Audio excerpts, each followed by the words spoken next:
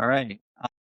It actually started in the early 90s. I got taken out with my mother actually married a guy, and he took me out hunting for the first time. And we had a lot of deer on public land back in the 90s.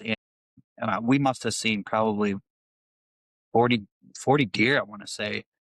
This was further north, and they just kept coming through and coming through. And we had one come right up to us, and he took a deer, and then it was we left that day, and then we went back, and he took this big buck, and I've been hooked since. And then it was my grandpa and my uncles, and everybody's, present me with this opportunity to go on all these public lands. Well, eventually, this was still in the 90s.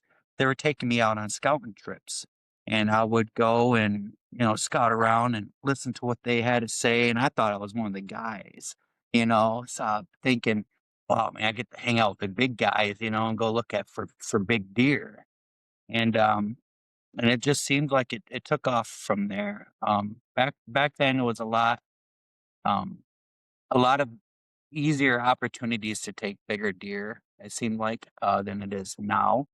But every year they would pull big deer, big does, big bucks. I mean, and swamps were the main thing. We would always hit the swamps, always hit the beddings.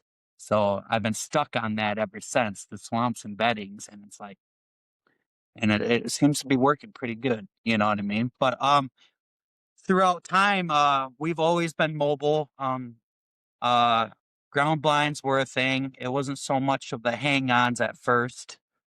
With my uncles and all the people that showed me everything, we would use the ground blind, but they would still pull back these old bows, and still manage to harvest them. Well, my ground game sucks. I've tried it many times.